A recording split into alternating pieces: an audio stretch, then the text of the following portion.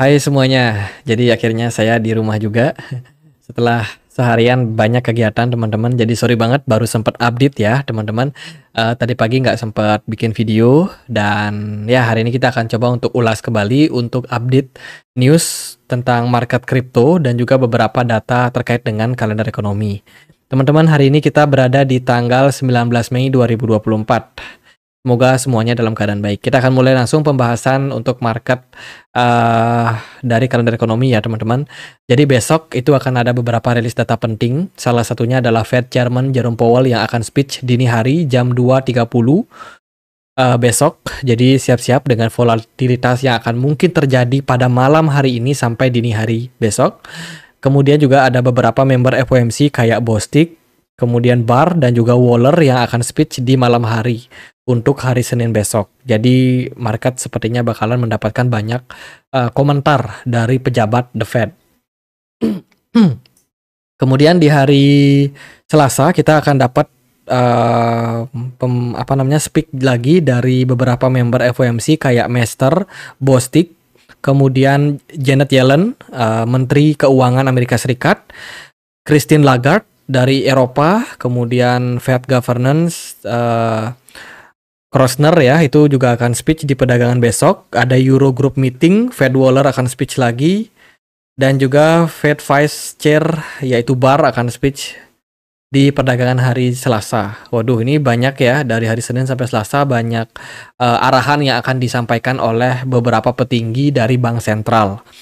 Kemudian di hari Rabu, tanggal 22, akan ada beberapa data. Ada data CPI untuk Inggris, CPI and PPI. Kedua data inflasi ini mungkin akan memberikan impact terhadap pound sterling dan memberikan kita sedikit gambaran bagaimana perekonomian di Inggris. Kemudian Indonesia akan ada interest rate decision, keputusan suku bunga dari Indonesia yang saat ini ada di 6,25%. Kemudian dari Amerika Serikat akan ada data soal crude oil inventory ya bener. Terus penjualan rumah lama juga akan kita dapetin untuk hari Rabu. Kemudian di hari Kamis akan ada beberapa rilis data, ada FOMC meeting. Ini dini hari Kamis, jadi sangat-sangat penting. Kemudian ada Eurogroup meeting, initial jobless claim, dan juga new home sales untuk Amerika Serikat. Terus di hari Jumatnya akan ada hari Waisak ya untuk Indonesia, mungkin akan libur. Kemudian Fed balance sheet, beberapa rilis data terkait dengan durable good order dari Amerika Serikat. Ya itu sih beberapa rilis data penting. Jadi mulai dari hari Senin itu ada Fed Chairman, kemudian beberapa petinggi akan speech juga di hari Selasa, lanjut sampai hari Kamis. Bakalan ada event-event penting. Jadi waspada dengan volatilitas yang terjadi pada market. Oke, dari beberapa rilis data, beberapa project crypto, teman-teman, Phantom akhirnya mengumumkan peluncuran project layer pertama mereka, sekaligus juga sebagai native untuk layer 2 bridge ya untuk Ethereum. Jadi Phantom sendiri itu bakalan upgrade. Jadi upgrade-nya ini mereka sebut sebagai Sonic, teman-teman, Sonic Boom, yang akan menjadi penghubung antara Phantom dan juga Ethereum. Jadi Phantom Foundation mengumumkan detail tentang Sonic Network, blockchain layer 1 barunya yang akan terhubung. Dan ini kedepannya akan bisa disebut sebagai Phantom 2.0. Oke, ada project yang bisa dibilang penting untuk Phantom, dan Phantom belakangan juga mengalami tren kenaikan karena narasi tersebut. Kemudian kita lihat dari inflow. Banyak banget dari beberapa manajer investasi kayak Grayscale, kemudian iBit, BlackRock, Fidelity, ARK Invest, Bitwise, kemudian Invesco, FunEgg, dan kawan-kawan itu mendapatkan inflow yang lumayan. Ya nggak terlalu besar sih, tapi ya lumayan teman-teman pada perdagangan di hari Jumat kemarin. Ya, ada inflow yang masuk, ini mengindikasikan tren yang baik teman-teman. Sorry, ini suara saya agak hilang, capek banget hari ini. Teman-teman, kemudian juga berita datang dari Kraken ya. Kraken kan pengen ekspansi ke Eropa. Nah, Kraken ini dia bisa dibilang ada sedikit kendala. Kenapa? Karena regulasi di Eropa itu tidak mengizinkan yang namanya stablecoin. Dari regulasi Eropa sendiri itu pengen semuanya pakai euro. Tapi Kraken menilai bahwa mereka akan tetap mencantumkan USDT untuk market Eropa.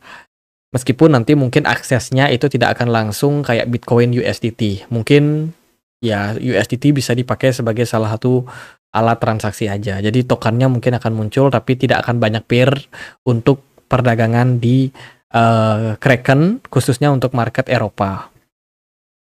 Kemudian ada berita dari crypto lender Genesis yang sudah bangkrut ya. Dikabarkan ini sudah melakukan perhitungan kalkulasi gitu terkait dengan berapa dana yang mereka bisa likuidasi. Tercatat sekitar 3 miliar US dollar akan dilikuidasi untuk dikembalikan kepada para customer, teman-teman. Cuman ini tanggal kapan dirilisnya duit sebanyak itu belum tahu. Dan juga seperti apa cara pembayarannya, apakah dibayarkan dengan bentuk Bitcoin atau justru cash, itu juga belum dapat detailnya. Tapi ini udah ancang-ancang mereka akan mengembalikan dana tersebut kepada para investor. Kemudian dari berita yang lain, ini datang dari Steve Cohen. Steve Cohen, pemilik dari Bitcoin Spot ETF. Sekitar 13 dari 25 hedge fund terbesar yang berbasis di Amerika Serikat memegang Bitcoin ETF spot pada akhir Maret. Jadi ini merupakan salah satu pialang ya yang memang memiliki banyak sekali jumlah Bitcoin, khususnya Bitcoin spot, teman-teman. Spot ETF yang di sini sih tercatat sekitar 77,5 juta US dollar dia hold, teman-teman, di Fidelity. Kemudian beberapa lagi masuk di beberapa hedge fund lain, teman-teman. Oke, ini berita sebenarnya lebih kayak menunjukkan nih, ternyata banyak investor-investor besar, khususnya dari yang punya dana besar ya, teman-teman, itu udah mulai diversifikasi aset mereka ke produk-produk dari ETF.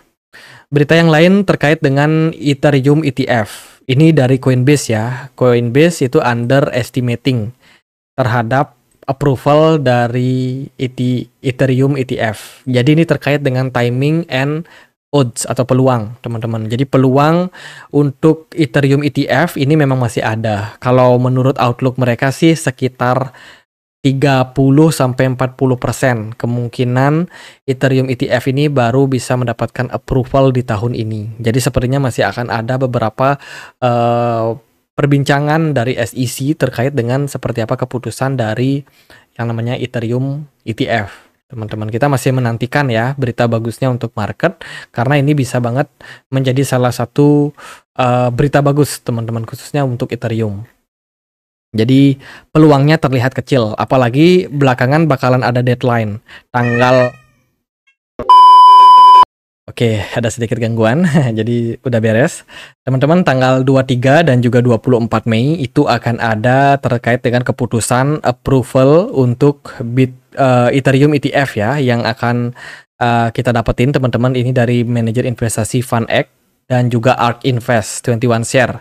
Itu akan ada keputusannya di tanggal tersebut, jadi siap-siap mungkin beberapa hari ke depan akan ada spekulasi terkait dengan approval dari dua perusahaan tersebut. Apakah SEC bakalan delay ataupun bakalan mereject? Ya, kita nggak tahu pasti. Kita akan lihat seperti apa tindakan ataupun keputusan yang akan diambil oleh SEC. Oke, teman-teman, pergerakan Bitcoin overall bagus di hari Minggu ini. Kita bakalan dapat closing time frame weekly ya untuk minggu ini, besok jam 7 pagi. Tapi dini hari nanti akan ada Jerome Powell yang akan speak, jadi waspada ya sama volatilitas pada market. Bitcoin diperdagangkan di kisaran 67.100 something. Kemudian Bitcoin dominance di perdagangan hari ini itu juga mengalami tren kenaikan. Kalau kita bisa closing di harga saat ini, itu merupakan indikasi yang bagus untuk Bitcoin. Dari smart money-nya meningkat, volume perdagangan minggu ini juga cenderung naik.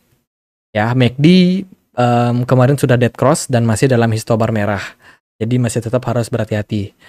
Kemudian di time frame 1 hari, pergerakan Bitcoin nampak stabil di kisaran level 66.000 sampai dengan 67 ribuan. Belum banyak pergerakan.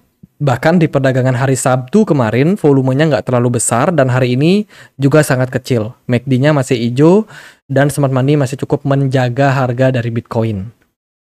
Kita masih belum tahu nih kemana kira-kira smart money akan membawa, karena so far pergerakan Bitcoin sangat flat, sangat datar dalam 24 jam terakhir. Pergerakan Bitcoin cukup ditahan di kisaran 66.700. Ya, at the end kita melihat pergerakan Bitcoin ini cukup strong. Beberapa kali dia ditahan di kisaran level 61 ribuan. Jadi saat ini area level support kuat untuk Bitcoin adalah di level tersebut. Dengan area resistance itu ada di kisaran 68 ribuan. Jadi kalau andai kata pergerakan Bitcoin naik, maka level 68 ribu bisa menjadi resistance untuk Bitcoin. Namun kalau pergerakannya terkoreksi, waspada, Bitcoin masih peluang untuk balik ke 61.000. Jadi ya market masih konsolidasi, masih flat, tapi so far pergerakannya bagus. Ini masih bisa teman-teman pertimbangkan untuk entry ya, khususnya bagi teman-teman yang memang melakukan DCA berkala teman-teman terhadap beberapa aset kripto yang sudah diskon. Kemarin juga koin-koin RWA dapat sentimen bagus ya, Ondo Finance juga menguat lumayan signifikan dan beberapa koin-koin dengan narasi RWA lainnya juga mengalami kenaikan. Kalau dari saya sih itu akumulasi aja, ada beberapa news dan juga sentimen tentunya buat kedepannya, sentimen koin-koin AI, ada DeFi Summer, kemudian juga ada RWA, ataupun ada sentimen dari meme token yang juga nggak kalah ngebut ya belakangan performanya di tahun ini. Jadi apapun koin yang kalian pegang dari sektor apapun, semuanya punya momentumnya masing-masing. Ya, seperti sebuah bunga yang nggak mekar barengan, teman-teman. Begitu juga koin-koin kripto itu nggak semuanya naik barengan. Pasti akan ada misalkan narasi RWA naik duluan. Kemudian setelah narasi RWA apa nih? Biasanya meme coin ataupun mungkin koin-koin DeFi yang juga akan dapat sentimen karena ada CBDC yang akan dibahas. Jadi ya itu ada banyak peluang buat teman-teman untuk posisi saat ini. Mumpung marketnya cenderung sudah diskon dan juga kelihatannya strong untuk market ya. Jadi artinya tidak ada crash yang parah banget. Oke, gitu aja buat pembahasan kali ini. Semoga videonya bisa bermanfaat. Teman-teman, kita punya komunitas diskusi di Telegram, tempat aku untuk update berita-berita terbaru. Let's say kalau teman-teman mau join, linknya ada di kolom deskripsi video ini. Gitu aja, akhir kata saya Andre, makasih.